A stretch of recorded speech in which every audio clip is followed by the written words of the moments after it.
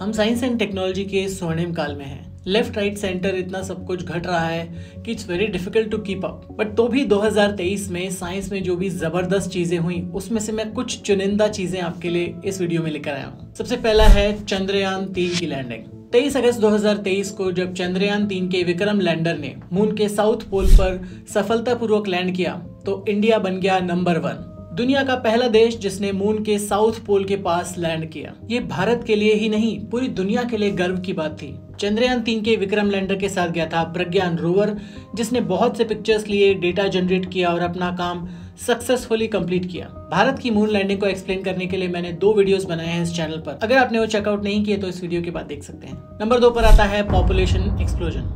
भारत एक और चीज में नंबर 1 बना, पर ये मून लैंडिंग जैसी गर्व की बात नहीं थी बल्कि चिंता की बात थी। अप्रैल 2023 में भारत की आबादी 142 करोड़ को पार कर गई, जो यूनाइटेड नेशंस एस्टिमेट्स के हिसाब से चाइना से ज्यादा थी।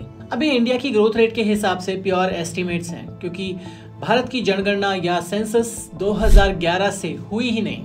जनगणना हर 10 साल में होती है, पर 2021 में जनगणना इसलिए नहीं हुई क्योंकि उस टाइम पर कोविड था। एनीवे, अब 2024 या 25 में जनगणना होगी, तभी हमें पता चलेगा कि हम एक्चुअल में कितने लोग इस देश में रहते हैं। एक्चुअल नंबर तो हमें तब भी पता नहीं चलेगा क्योंकि सेंसस या जनगणना से एग्जैक्ट एक्यूरेट नंबर कभी भी पता नहीं चल सकता। वैसे तो अभी दुनिया की सबसे यंग और वर्किंग पॉपुलेशन भारत में ही है, पर इतनी भीषण आबादी के साथ बहुत सारी प्रॉब्लम्स आती हैं कि इतनी बड़ी पॉपुलेशन को कैसे मैनेज किया जाए, उनके लिए कैसे पॉलिसीज बनाई जाए, उनको किस तरह से एक्चुअली यूज किया जाए। ये एक बहुत बड़ा यक्ष प्रश्न है और इस पर हम एक डिटेल्ड वीडियो जल्दी ही बनाने वाले हैं। नंबर 3 पर आता है ग्रेविटेशनल वेव्स। भारी आबादी से आते हैं भारी ऑब्जेक्ट्स पर। 2023 में साइंटिस्ट्स को पहली बार क्लियर कट सिग्नल्स मिले ग्रेविटेशनल वेव्स के।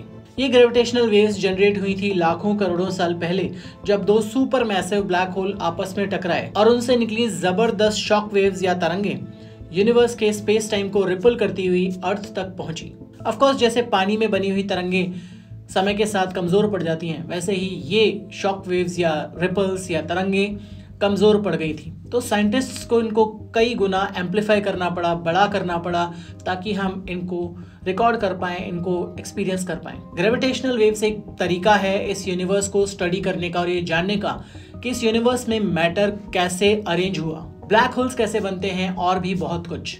नंबर 4 पर आता है क्लाइमेट चेंज। अभी रिसेंटली जर्नल बायोसाइंस में क्लाइमेट चेंज पर एक अलार्मिंग रिपोर्ट पब्लिश हुई और उसमें बताया गया कि 35 प्लैनेटरी साइंस में से 20 एक्सट्रीम लेवल पर पहुंच चुके हैं। इसके अलावा ग्लोबल लाइफ स्टॉक, जो मीथेन प्रोडक्शन का काफी बड़ा सोर्स है, meat production, tree loss, especially Amazon forest loss, increased energy consumption, increased air travel, increased green house gas emission जैसे carbon dioxide, methane, sulphur dioxide, increased human activity यानी कि development, यानी कि essentially planet की band बजाने में हमारा सबसे बड़ा योगदान है। इसके अलावा सोने पे सुहागा, जुलाई 2023 में इस अर्थ पर अभी तक का highest global daily average surface temperature record किया गया, जो पॉसिबली वार्मेस्ट टेम्परेचर था लास्ट के 1 लाख साल में। क्लाइमेट चेंज पर भी मैंने 2023 में एक डिटेल्ड वीडियो बनाया था, जिसे आप इस वीडियो के बाद चेकआउट कर सकते हैं। इन सभी वीडियोस का लिंक आपको पिन कमेंट में और डिस्क्रिप्शन में मिल जाएगा। नंबर 5 पर आता है आर्टिफिशियल इंटेलिजेंस के डेवलपमेंट्स।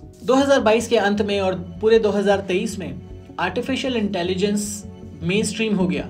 जो न्यूज़ पहले बहुत ही बोरिंग और ढकी छुपी हुई रहती थी, या हम उसे समझते थे कि बहुत फ्यूचर में ऐसा कुछ होगा, उसके संकेत हमें 2022 के अंत से लेकर 2023 में दिखने लगे। नवंबर 2022 में चैट जीपीटी लॉन्च हुआ और उसके कुछ ही समय बाद मार्च 2023 में GPT-4 लॉन्च किया गया, जो कि चैट जीपीटी या GPT 3.5 से कहीं ज्यादा गुना पावरफुल था। MIT की एक रिसर्च में क्लेम किया गया कि GPT-4 एक अर्ली आर्टिफिशियल जनरल इंटेलिजेंस के सारे सिग्नल दे रहा है। इसके अलावा OpenAI यानी वही कंपनी जिसने चैट GPT और GPT-4 को लॉन्च किया, अब वो एक ऐसे AI पर काम कर रहे हैं जिसकी मैथमेटिकल और रीजनिंग कैपेबिलिटीज बहुत ज्यादा हाई होगी। इसे कोड नेम दिया गया Q-Star। रॉयटर्स के आर्टिकल के according it's a powerful artificial intelligence discovery that could threaten humanity. अब ये Q-Star AI हमारे लिए अच्छा होगा या बुरा, ये तो फ्यूचर ही बताएगा, पर इस पर भी मैंने एक डिटेल्ड वीडियो बनाया है जो आप हमारे चैनल पर जाकर देख सकते हैं। Link would be in the pin comment. अभी तक इस वीडियो में बने हुए हैं तो इस चैनल को सब्सक्राइब कर लीजिए, इस वीडियो को लाइक कर लीजिए और बाकी लोगों तक शेयर कीजिए। हम हर हफ्ते thought provoking research based videos लाते रहते हैं। नंबर 6 पर आता है एनसीईआरटी की करतूत। 2023 में एक नॉट सो अच्छी खबर आई जब एनसीईआरटी ने पीरियोडिक टेबल और थ्योरी ऑफ एवोल्यूशन को क्लास 9th और 10th के सिलेबस से हमेशा के लिए हटा दिया। इसका थोड़ा अजीब सा रीज़न दिया गया कि ये दोनों टॉपिक्स नॉन एवेल्युएटिव आइटम है, यानी एग्ज़ाम में नहीं पूछे जाते और जिन भी स्टूडेंट्स को इन्हें पढ़ना हो वो क्लास 11th और 12th में इन्हें पढ़ सकता है। अब ये दोनों टॉपिक्स कितने इंपॉर्टेंट हैं ये तो मेरे जैसा साइंस एजुकेटर ही समझ सकता है। पीरियोडिक टेबल नहीं पढ़ोगे तो केमिकल बॉन्डिंग कैसे सीखोगे, और केमिकल बॉन्डिंग नहीं सीखोगे तो रिएक्शंस कैसे सीखोगे। इन शॉर्ट पूरी केमिस्ट्री की नींव ही हिला दी गई। और रही बात थ्योरी ऑफ एवोल्यूशन या थ्योरी ऑफ नेचुरल सिलेक्शन की, तो अगर आप बच्चों को साइंस की सबसे प्रूवन थ्योरी जिससे बच्चे ये सीख पाते कि हमारा विकास और बाकी सभी जीवों का विकास कैसे हुआ, वही टॉपिक अब सिलेबस से हटा दिया गया है। और अजीब से आर्ग्यूमेंट की जिसे पढ़ना हो वो 11th और 12th में इसे पढ़ ले।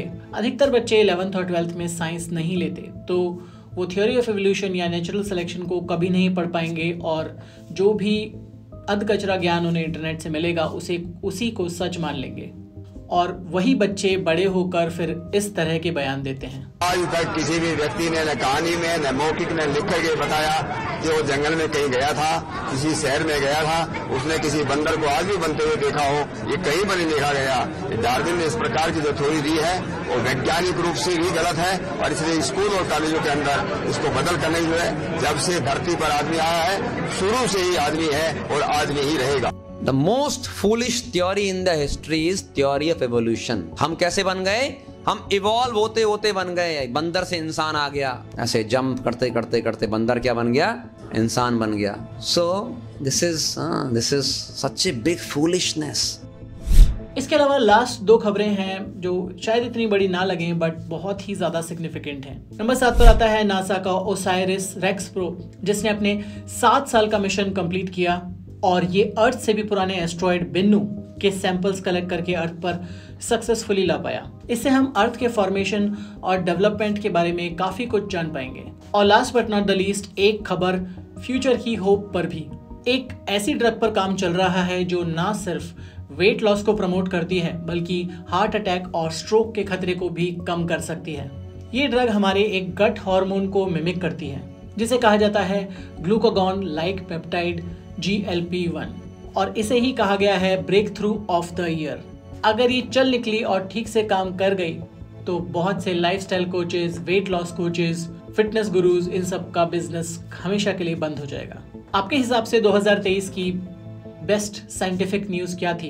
क्या आप हमारी लिस्ट से सहमत हैं या मैंने कुछ मिस किया? कमेंट्स में मुझे बताइए कि आपके हिसाब से कौन कौन सी खबरें ऐसी थी जो हमें शामिल करनी चाहिए थी। और अगर आपने हमारे 2023 के बेस्ट वीडियोस मिस कर दिए हैं तो मैंने एक पूरी प्लेलिस्ट बनाई है जिसे आप यहाँ पर क्लिक करके देख सकते हैं। अगर वीडियो अच्छा लगा तो लाइक कीजिए और सब्सक्राइब नहीं किया है तो तुरंत सब्सक्राइब कर लीजिए। What are you waiting for? मिलूंगा अगले वीडियो में। Thank you so much.